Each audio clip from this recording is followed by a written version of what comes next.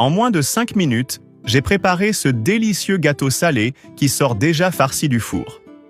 Dans un bol, je vais ajouter 3 œufs, 120 ml d'huile, 240 ml de lait et 1 cuillère à café de sel. On mélange bien pour incorporer les ingrédients. Profitez-en pour liker la vidéo, ça aide à faire connaître cette recette à plus de monde. À ce stade, on peut ajouter 2 tasses de farine de blé. Ici, je la tamise pour rendre la pâte plus légère et sans grumeaux. Avant de mélanger, on ajoute un peu de persil et de ciboulette. Ah, et dis-moi de quelle ville ou de quel pays tu regardes, j'aimerais vraiment savoir jusqu'où mes recettes voyagent. Après avoir bien mélangé, on peut ajouter 1 cuillère à soupe de levure chimique. N'oublie pas de partager cette recette avec tes amis et ta famille, je suis sûr qu'ils vont te remercier. Quand c'est comme ça, on peut verser seulement la moitié de la pâte dans un moule anti-adhésif. Ou sinon, il suffit de le graisser avec un peu d'huile. Après avoir bien étalé la pâte au fond du moule, on garnit avec une bonne poignée de fromage mozzarella. N'oublie pas que tu peux utiliser la garniture que tu préfères. À chaque fois que je fais cette recette à la maison, il n'en reste rien tellement c'est bon. Maintenant, j'ajoute quelques tranches de saucisse calabraise sur le fromage. J'ai hâte de voir le résultat final.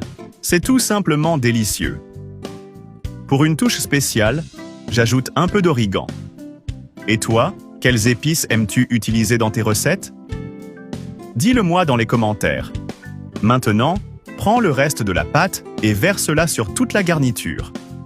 Regarde comme notre recette est déjà appétissante. Mais on va la rendre encore plus spéciale. Pense à bien étaler la pâte pour recouvrir toute la garniture, comme je le fais ici. On répète le processus en ajoutant un peu plus de fromage mozzarella. Quelle autre garniture tu recommandes? J'adore utiliser celle-ci parce que j'en ai toujours à la maison. Et c'est toujours délicieux. On ajoute encore quelques tranches de saucisse calabraise. Et un peu d'origan à nouveau.